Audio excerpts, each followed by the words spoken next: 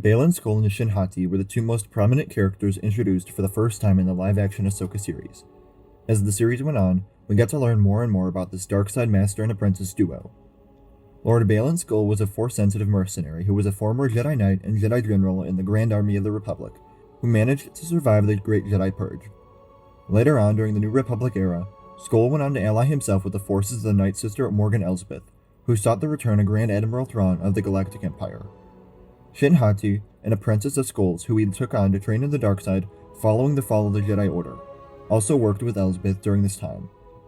However, sometime after arriving on Peridea, their paths diverged, as Skoll believed she could not achieve her destiny if she continued to be his apprentice, as he had set his sights on something much grander than serving the new Empire. Now that the Ahsoka series is over, fans are left wondering where the future of these characters may lead. There have been talks about a second season of Ahsoka, but nothing has been officially announced by Lucasfilm as of now. For the sake of this video, I'm going to focus on the characters themselves and where their stories may be heading.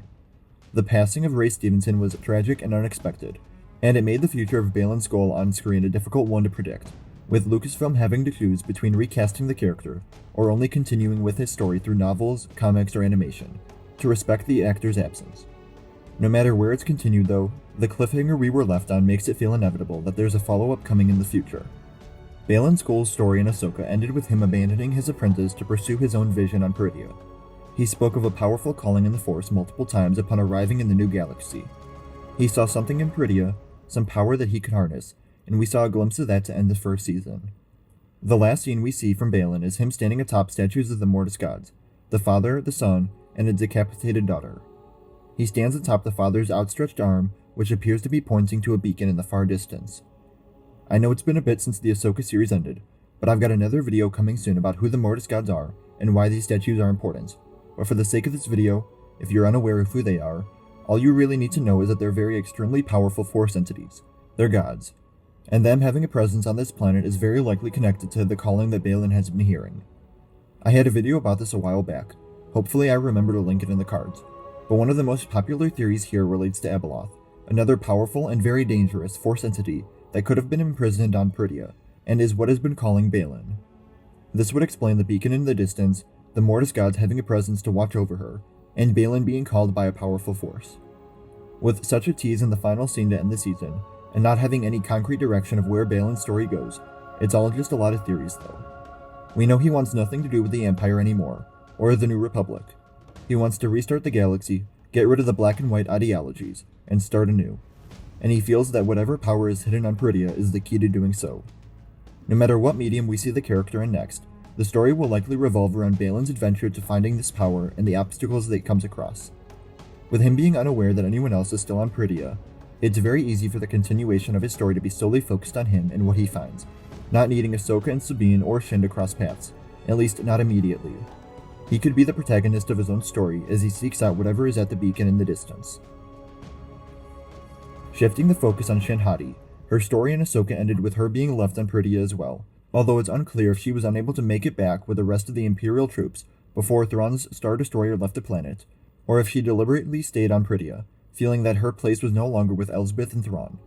She was always the more eager of the two to prove herself and aid in Elsbeth's search for Thrawn, but assuming that all of the other stormtroopers that confronted Ahsoka, Ezra, and Sabine out on the plains of Peridea were able to make it back before Thrawn left, it feels safe to say that Shin chose to go down her own path at this point in her life, in a similar way to her master. For much of the series, Shin was completely on board with everything she was asked to do, whether it be hunt down Sabine on Lothal or shoot down their ship above Cedos. Part of this may have been going along with her master, but her character seemed like she genuinely wanted to be a part of this new coming regime that Thrawn would bring and the power that would come with it. We see this especially during her conversations with Baylan at various points in the series, specifically on Peridea, but an outstretched hand from Ahsoka giving her a chance at something new, and then her master leaving her and their mission to go pursue his own vision in the new galaxy, it likely shook her core beliefs.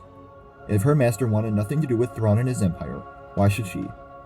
So with her staying on Peridea, whether it be purposeful or by mistake, the first season ended with her joining the nomads that we encountered earlier in the show, potentially becoming their leader. For who she is as a character, I don't think it means much for her. We never really got to know the nomads beyond being simple antagonists for the characters, so we don't know what they're like or where their morals stand.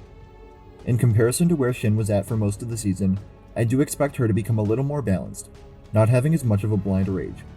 Still aggressive and violent, but possibly she'll grow a compassionate and understanding side for situations where she deems it profitable or beneficial to her and the Nomads. With her staying on Peridia, I fully expect for her to show up leading the Nomads at some points in the future. She's unaware that Ahsoka and Sabine are still on the planet, but if we get a second season following up their story, it would make sense for Shin to appear as well. It would also make sense for her path to cross with her masters again, at a point where they are two drastically different characters from when they left each other, with new goals and codes. Skeleton Crew has also been rumored to take place in a different galaxy from the one we know. If that story ended up with the characters on Peridia, that's another place she could appear in. And with her character's direction unclear at this point, her appearance could be either as an antagonist or benefactor to these characters. She could aid them or hunt them, and either one would be an understandable direction for the character. What did you think of the Ahsoka series? Let me know in the comments below. Remember to like the video, and subscribe for more Star Wars videos every week. And remember to follow me on Instagram, Twitter, and TikTok. Thank you all for watching, and remember, the Force will be with you. Always.